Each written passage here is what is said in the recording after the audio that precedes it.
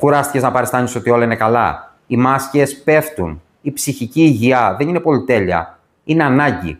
Στην κοινωνία μας έχουν μάθει να φοβόμαστε να μιλήσουμε.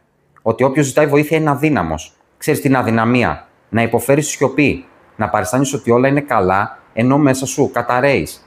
Αν πραγματικά ανήκεις σε αυτή την κατηγορία, πήγαινε τώρα και μίλα σε κάποιον ειδικό. Βρες ένα υγιές περιβάλλον να ενταχθείς, να αφήσεις πίσω σου οτιδήποτε τοξικό. Να ανακαλύψεις ευκαιρίες για ανάπτυξη προσωπική. Να ενταχθείς σε κάποιες ομάδες, κάποιες κοινότητες που θα σε υποστηρίξουν, που θα σε κάνουν να νιώσεις καλά. Έρχεται ένας συνεργάτης πριν λίγες μέρες και μου λέει: Λευτέρη, έφερα έναν άνθρωπο κοντά μας, γιατί μου στείλε κάποια στιγμή ένα μήνυμα και μου είπε: Μπορείς να μου αφαιρώσεις λίγο χρόνο να πιούμε ένα κρασί, γιατί δεν έχω κανέναν. Δεν τον έφερα για τη διατροφή, δεν τον έφερα για την επαγγελματική ευκαιρία. Τον έφερα για να ενταχθεί στην ομάδα, να νιώσει λίγο καλά, να γνωρίσει καινούριους ανθρώπους και να πάρει λίγο ενέργεια. Αυτός ο άνθρωπος 3 χρόνια μετά είναι ένας από τους πιο επιτυχημένους επιχειρηματίες στην Ελλάδα.